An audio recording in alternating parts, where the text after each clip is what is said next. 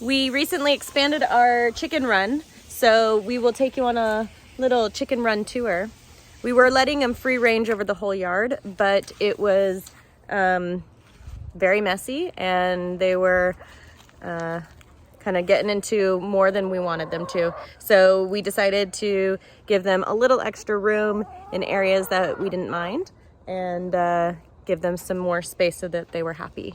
So we'll introduce you to our chickies and show you around. All right, so when we first got chickens, we got 4 little chicks, and we bought this little coop, small little guy. I can post a little link down below. And according to whatever rules it is, technically 4 chickens can fit in that tiny coop and like live in that. So if you put that in perspective, let's see if I can get in there. That tiny little thing, look at that one bird, and they can live in that tiny coop. So we decided, nope, not for us. We need more space. So then we have this gorgeous tree. We've actually been trying to figure out what type of tree this is. It's like a Palo Verde, but it doesn't have yellow flowers. Anyways, there's Barry on top of the house. See, so they needed more space. So we built this, and we built it around this beautiful tree to create just some natural shading. And how we dealt with the tree is we just ran some string. So sometimes some birds will get in there, like that dove. Usually they can find their way out, it's no problem, but the girls are putting on a little show for you guys. Okay, so we built this overall thing. We got 2 gates here so that you can open them both all the way and do a really easy clean out, which is great. We wanted to, especially because we had that tree, we wanted to make sure it was really easy for us to get in and out so we can change their water, change their food, change the bedding, all that stuff. So this is our back fence. It goes up against that, and then it continues over here. I can't remember the exact dimensions. 8, 16, I think it was ended up being like maybe, I don't know, little under 20 feet or so wide, but they love it.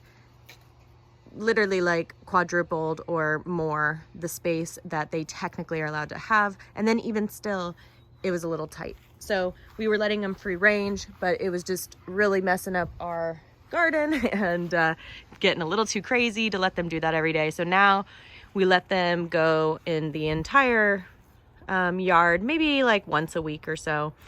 And then what we did was we built them a little run. So along our side house, we've got a lot of just kind of natural vegetation. We've got some avocado trees, and kept back here a little bit more natural. So, and they love to come back here and find grubs and whatnot. So what we did, pretty basic, we just cut a little hole over there with a door that we can open and close. Can be on a sensor eventually, but right now it's just manual. And then it's open above. So, you know, if they do end up flying out at some point, we might have to address that, but for now, nice and easy. And we kind of serpentined this chicken wire around here, give it a little bit more of a natural feel. And now they can just cruise all up and down here. You can see Goldie butt down here. There's the girls. They like doing, this was a full-on a strawberry plant, but they've turned it into their little dirt bath. So they have a little bit more free range over the backyard and some space, but without it totally mucking up the whole backyard. I'd love for them to have more space, maybe rework, get rid of these barrels, and then bring the fence across to the side of the house and just have a gate there so they can have kind of this whole side. But yeah, they make a mess. They poop all over, then the poop gets tracked in the house, they poop on your pavers, they kick everything up, they eat your plants.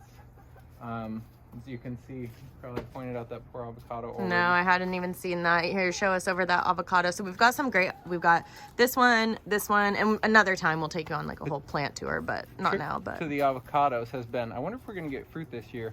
You want to tie them up as minimally as possible. This one was wanting to lean quite a bit, but if they're tied up, they're not allowed to sway in the wind and get stronger. So we'll do an avocado tour later.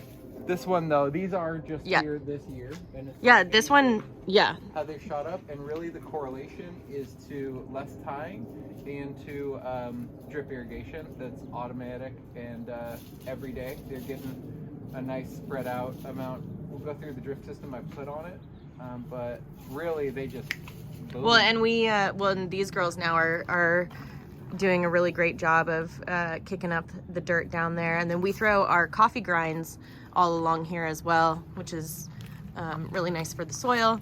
And yeah, when we first bought these were like what, knee height? Yeah, last year these were knee height. So Yeah. the drip irrigation, digging nice holes for them, watering them well. The chickens in here, they're doing great. But you can see how nothing above chicken reach.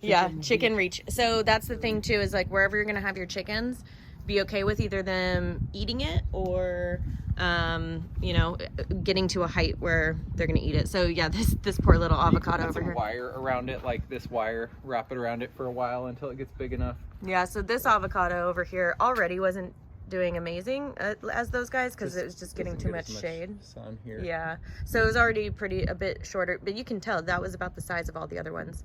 But then also, yeah, the chickens have kind of gone to town on it, so we'll see how that one does.